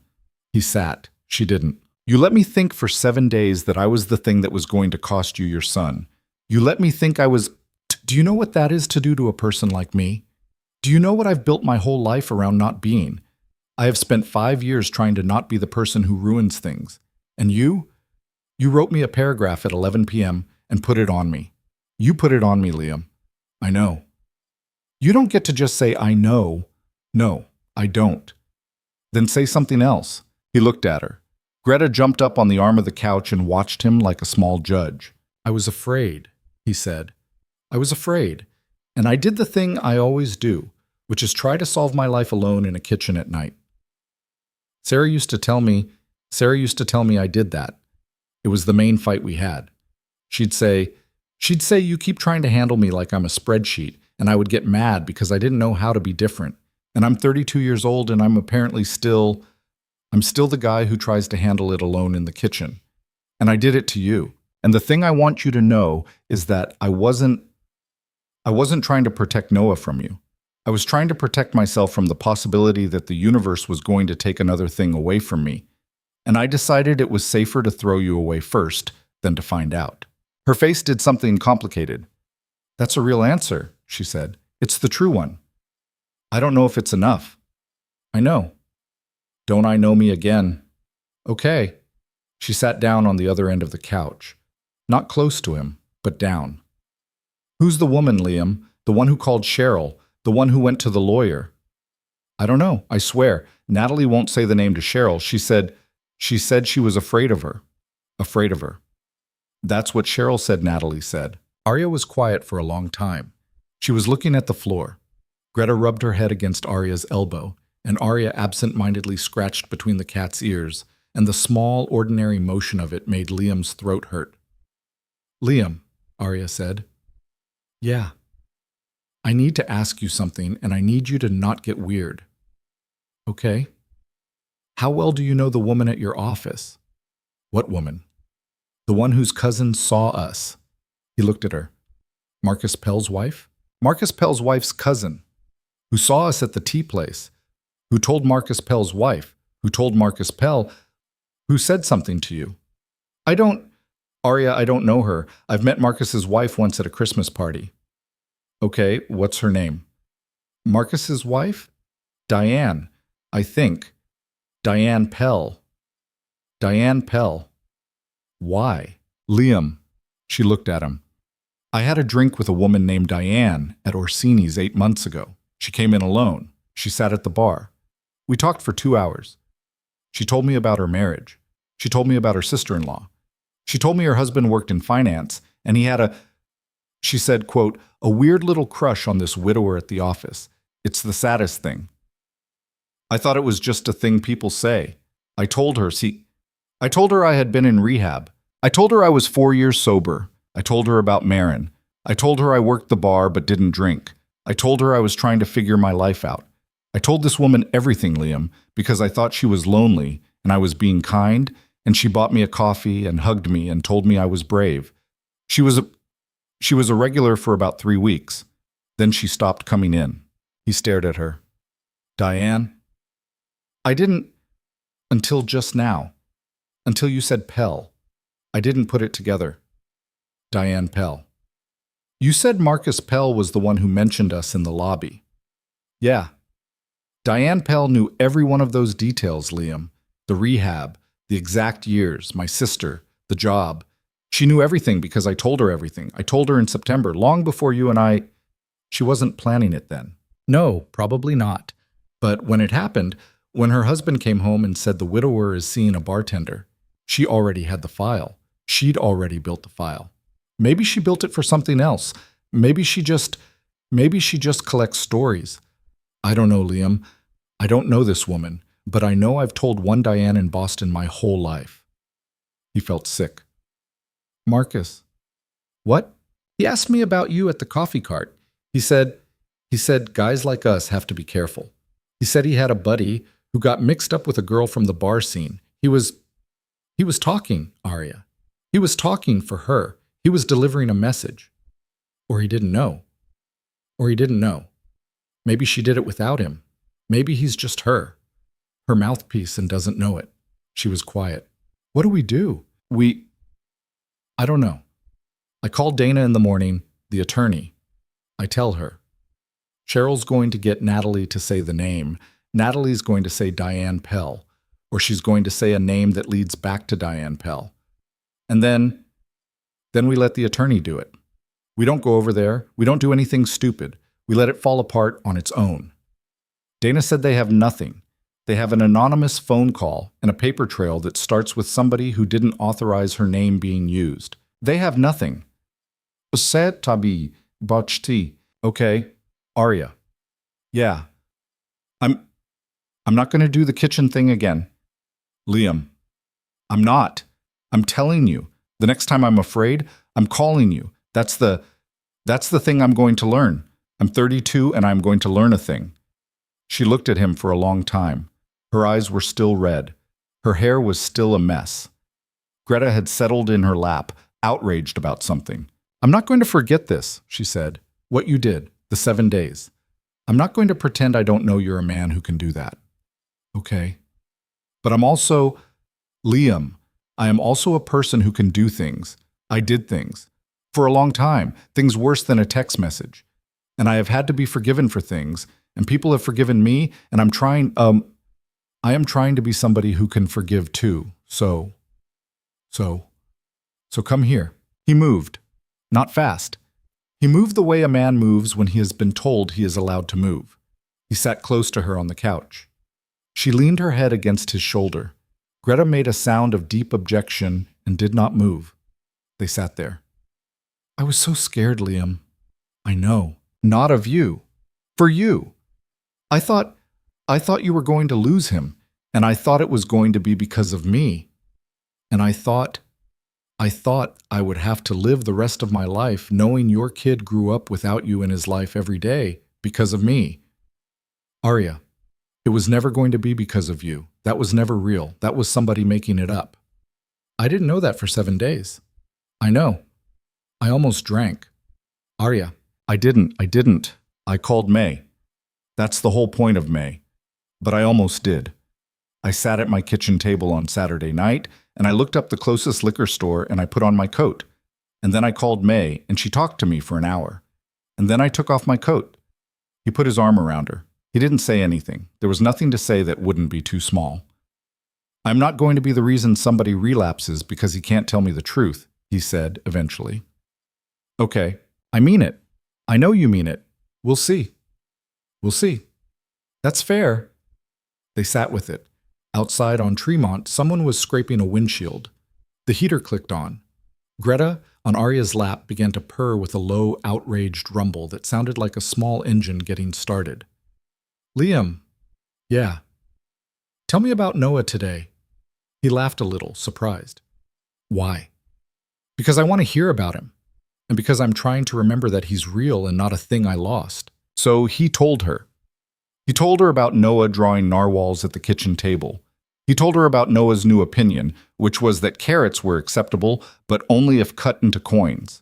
He told her how Noah had asked on Tuesday night, "Dad, where's your friend?" and how Liam had said, "She had some stuff to do, bud," and how Noah had said, "Okay, but tell her hi," and how Liam had sat in the bathroom afterwards with the door closed for 10 minutes. Arya started crying halfway through, quiet crying, the kind that doesn't interrupt.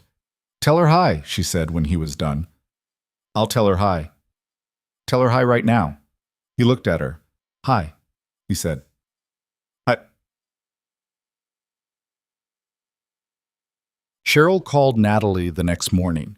Natalie said the name. The name was Diane. The last name took 2 more phone calls and 1 cousin and a friend of a friend, but the last name came back. And it was, of course, Pell. Diane had approached Natalie 6 weeks earlier at a school fundraiser they had both happened to attend, had made sympathetic noises about Sarah, had eased into the subject the way these things were eased into. Diane had offered to introduce Natalie to an attorney she knew through work.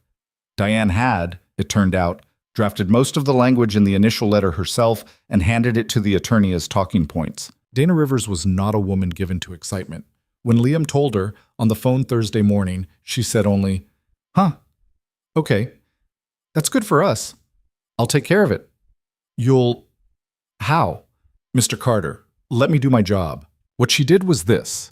She called Natalie's attorney and explained, without anger but with great specificity, that the originating complainant in the case had misrepresented her relationship to the family, had used a family member's name without full consent, and had a documented personal connection to the custodial parent's workplace through her husband. She mentioned, in passing, that she was preparing a counterclaim for tortious interference and defamation that she would be glad to file, or not file, depending on how the next 72 hours went. Natalie's attorney, who had already begun to suspect his client wasn't the one driving the car, agreed that the filing was being withdrawn, effective immediately. He also agreed off the record that any future communications from Ms. Pell or persons acting on her behalf would be declined. Dana did not go after Diane Pell. Liam had wanted her to. Dana had said mildly, "Mr. Carter, people like that punish themselves. You want to punish her, you'll spend 2 years and $18,000 in legal fees and come out the other side having accomplished nothing except teaching your son what vengeance looks like. Or you go back to your life and let her rot in her own living room. Your call." He sat with that. He called Marcus Pell that afternoon, not to fight, not to yell. He called him into an empty conference room on the 9th floor and shut the door and said, very quietly, "Marcus, your wife did something. I don't know what you know about it. I don't care what you know about it. I'm going to say this once. You and I don't speak again unless it's about a spreadsheet. You don't bring her up. You don't bring me up. You don't mention my son's name or the name of the woman I'm seeing ever again to anyone. Are we clear?" Marcus had gone very pale. "Liam, are we clear?" "Yeah." "Okay." He walked out of the conference room. He went to his desk. He finished the Miller file and sent it up at 5 on the dot. He did not feel triumphant. That was the strange part. He had expected to feel something cleaner, some sense of a thing done. He didn't. He felt tired and relieved and sad in a way he couldn't quite locate, and he thought, walking home through the slush, that the hardest thing about a person like Diane Pell was not the thing she had done, but the fact that she had existed at all, and was going to go on existing, and was going to find somebody else to do it to eventually, and there wasn't a thing he could do about that except not be her. He got home at 6:30. Caroline had Noah at the kitchen table drawing narwhals again. Arya was on the couch, reading a book. She had come over an hour before. Noah had apparently told her about his day. "Dad?" Noah said. "Yeah, bud." Arya came back. "I see that. She brought me a book." "That was nice of her." "It's about a pirate who's also a dentist." "Sure." Arya looked over the top of her book and met Liam's eyes. She was not smiling, exactly, but her face was at ease. More at ease than he had seen it in 3 weeks. Caroline at the counter said, "I'm leaving. Before this gets emotional. I did not sign up for emotional."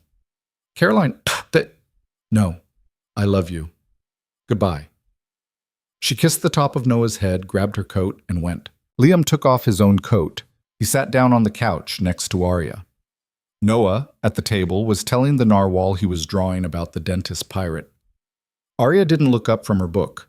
She did, however, slip her bare foot under Liam's leg, carefully, so he could feel it without Noah seeing. "Rough day," she said. "Okay day." "Yeah?" "Yeah." Good. They sat there. Outside, the snow had finally, mercifully, stopped. The radiator clanged twice, the way it did every winter, and did not stop him anymore. Noah, at the kitchen table, hummed to himself as he drew, and Liam Carter, who had spent 3 years being a careful man and 2 months being a frightened one, understood, sitting on the couch in his small apartment with a woman's foot warm against his thigh, and his son narrating a dental procedure to a piece of construction paper, that the thing he had been so afraid of losing he had almost thrown away was right here in the room with him, and had been the whole time. He reached down and put his hand on Arya's ankle. She didn't look up from her book.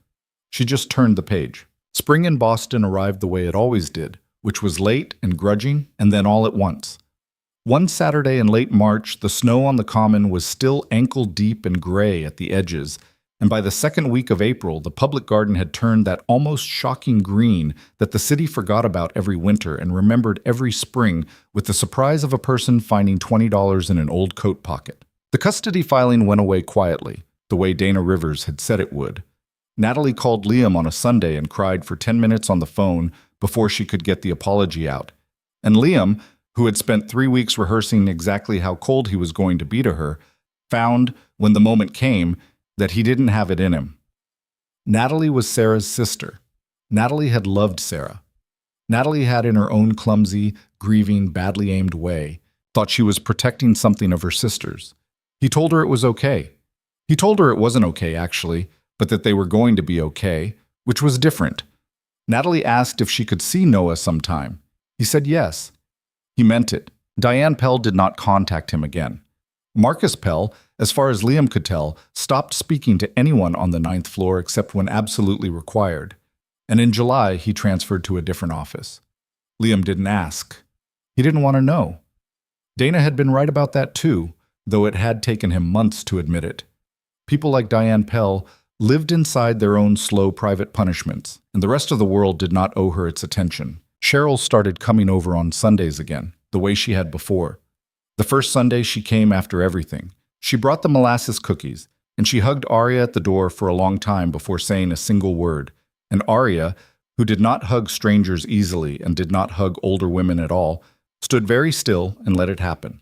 And afterwards, when Cheryl had gone into the kitchen with Noah to help him spread butter on a bagel, Arya looked at Liam with wet eyes and said, "She smells like my mother," and did not explain further, and he did not ask. Caroline took, predictably, exactly 12 days to start treating Arya like a sister. Arya started calling her on the phone without Liam in the middle. They went for drinks, by which Caroline meant a glass of wine and Arya meant a seltzer with lime, and they came home late enough that Liam gave up waiting on the couch and fell asleep with the television on, and he woke up to Caroline shaking his shoulder and saying, "Your girlfriend is great. I'm taking her from you," and Arya behind her laughing in the doorway in Caroline's scarf. Noah, in his slow 4-year-old way, decided sometime in May that Arya was a permanent feature. She had moved from Dad's friend to Arya to, eventually, in June, to a single evening in which he looked up from his macaroni and said, without fanfare, "Arya, are you staying for a long time?" Arya had put her fork down. "Yeah, bud. I think I am." "Okay," Noah had said. "I like you." "I like you too. You have to eat your carrots." "I'm eating my carrots." "They're in coins." "I see. That's the rule." "Yes, sir." She moved in August, on a Saturday so hot the movers took their shirts off by 10 a.m. She did not bring much. A lot of books. A record player that had belonged to her sister. Greta the Russian Blue in a carrier, furious. Liam had watched her carry a box of cookbooks up the stairs, with her hair stuck to her neck and her face pink with heat, and thought, with a startled private clarity, "This is my life now," and had found, to his own surprise, that the thought did not make him flinch. They didn't talk about getting married, not at first. There was no reason to rush. Both of them had, in their separate ways, learned a thing about rushing. Arya passed her 5-year sobriety mark on a Tuesday in April, and they celebrated it with a movie and an absurd chocolate cake that Noah helped her ruin. And they did not make a big deal out of it, because Arya didn't want a big deal, because she had told Liam once that the worst part of recovery was not the not drinking. It was the way sober people sometimes wanted her to perform her sobriety for them. And she was not going to perform for anyone, not even for the people who loved her, especially not for them. Liam understood her on that. He had learned, slowly, over a year and a half, that the things Arya needed from him were not the things he had assumed a woman would want. She did not want him to rescue her. She did not want him to manage her. She did not want to be handled. What she wanted, what she had always wanted, was to be told the truth and left with enough room to make her own mistakes. And he, a man who had built his first marriage around the quiet, careful project of managing Sarah like a problem to be solved, had to unlearn, late and painfully, the habit of treating the woman he loved like a thing that could break. It was harder than he thought it would be. He failed sometimes. He still occasionally caught himself doing the kitchen thing, sitting up late at the table turning something over alone in his own head when he should have been upstairs saying it out loud. Arya, who had radar for it, would appear in the doorway in a t-shirt of his that she had stolen and say, mildly, "Whatever it is, say it." And he would say it, and she would listen, and sometimes they would fight, and sometimes they wouldn't, and sometimes she would be right, and sometimes he would be, and nobody kept score. That was the thing he had not known before. That love, the real kind, the grown-up kind, the kind that survived a second time around, was not a thing you earned by being good. It was a thing you kept by being honest. That was it. That was the whole secret. Sarah had tried to tell him this once in a fight about something so small he could not even remember it anymore. And he had not heard her because he had been 30 years old and very sure he knew how to be a husband. He wished, sometimes on quiet nights, that he could write her a letter and tell her he finally understood what she had been saying. He couldn't, of course, but he thought sometimes that if there was any kind of continuing on after, and he did not know, he didn't pretend to know, then she knew. He thought she knew. Noah turned 5 in November, the November after Arya moved in. He had a party at the apartment with 7 children and 6 parents and 3 separate kinds of juice box because Noah had developed opinions, and a cake shaped, at his insistence, like a narwhal. Arya had spent 2 days on the cake. It looked, Liam told her quietly in the kitchen, like a narwhal that had survived a bad winter. Arya had told him to shut up. The children had loved it. After the party, after the parents had gone, after the floor had been swept of goldfish crackers twice, Noah sat on the couch in a new sweatshirt his grandmother had given him and fell asleep sitting up, the way small children did, his chin down on his chest and his cake-smeared hands loose in his lap. Arya and Liam sat on the floor across the room, leaning against the wall, watching him. "He's going to have a sugar hangover," Arya said. "He's going to have a whole life hangover. It was a good party. It was a good party. Liam. Yeah. I think I want one." "One what?" "One of those." He looked at her. "Arya. Not now, not soon, I'm not saying we should start tomorrow. I'm saying eventually. I'm saying I've thought about it and it's a thing I want and I'm telling you out loud the way we said we would do things." He looked at her for a long time. He thought about it. He thought about Noah, asleep, sticky and exhausted. He thought about Sarah, who had wanted 2 more after Noah and hadn't gotten to have them. He thought about Arya, on the floor next to him, in the sweater she'd been wearing since college, looking at him with her eyes a little nervous because she had just said something she had been sitting on for a while. "Yeah," he said. "Yeah, I want one too. Eventually." Okay. Good." She leaned her head on his shoulder. "That was less scary than I thought it was going to be," she said. "Yeah? Yeah. Good." They got married in April. A small thing, a courthouse thing, with Caroline and Cheryl and May and Arya's mother, who had driven down from Vermont with a bouquet she had picked herself at the side of the road, stopping twice. Noah wore a bow tie that he spent the entire afternoon trying to remove. Arya wore a dress that was not white and did not pretend to be.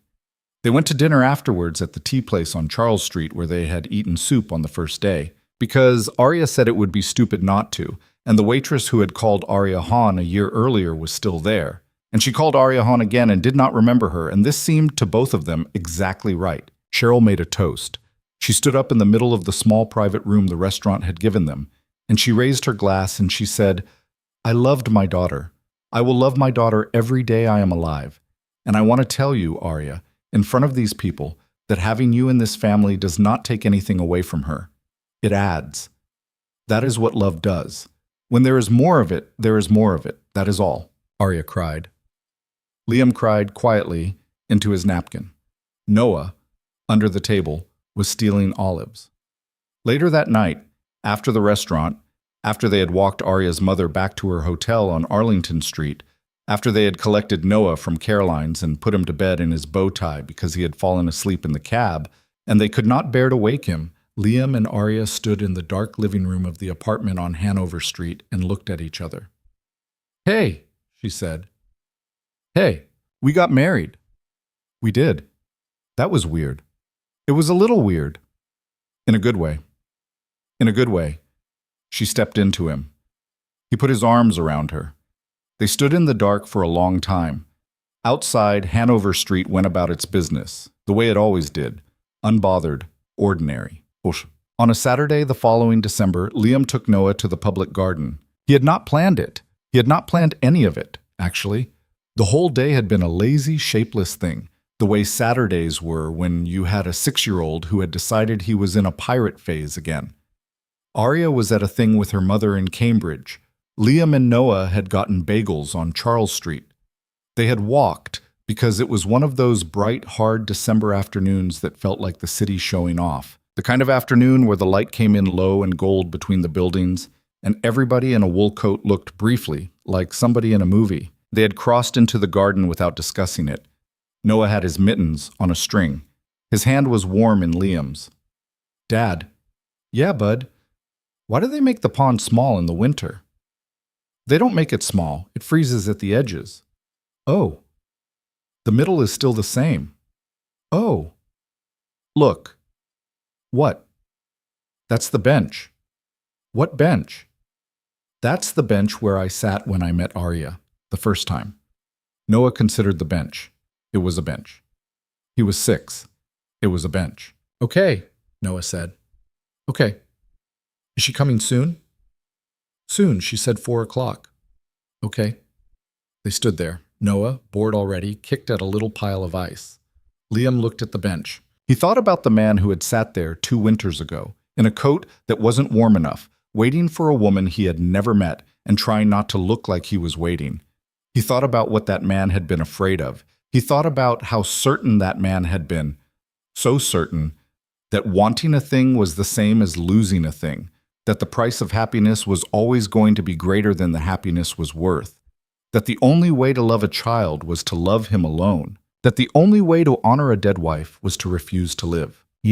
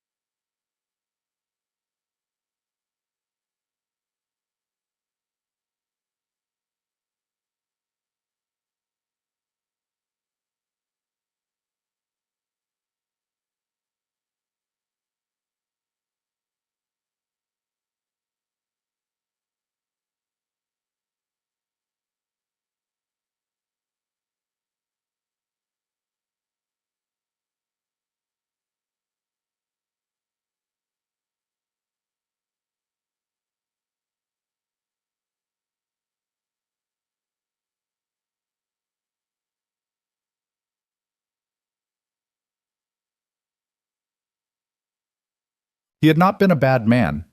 He had been a careful one, and careful was not the same as good, though it was easy to confuse the two. Careful had kept him safe. Careful had kept him alone. Careful had almost cost him the thing that had turned out to be the real gift of his life, which was not safety at all, but the particular noisy, imperfect, unpredictable mess of loving a person who loved him back. It had been so easy, he thought, to believe that the best thing he could do for his son was to stay frozen in place. To stay frozen was to keep nothing from getting worse, but it was also to keep nothing from getting better. And a child, it turned out, did not learn courage by watching his father stand still. A child learned courage by watching his father walk into a park on a Sunday afternoon with his hands shaking and sit down on a bench and say hello. "Dad."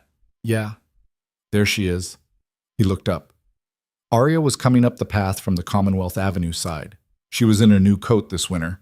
Caroline had made her buy it, on the theory that a person who had lived in Boston for 9 years should not still be walking around in a coat you could see through. It was navy, and it was warm, and she had her hands in the pockets. She was wearing a hat that was actually Liam's. He had given up on trying to keep it. "Arya!" Noah shouted, and let go of his father's hand, and ran. She caught him. She crouched down in the middle of the path and caught him against her chest, and she picked him up. He was still small enough, barely, and held him for a second the way you held something that had become precious to you slowly, over time, so that you almost didn't notice it happening. Over his shoulder, she looked at Liam, and she smiled, a small, ordinary, unremarkable smile.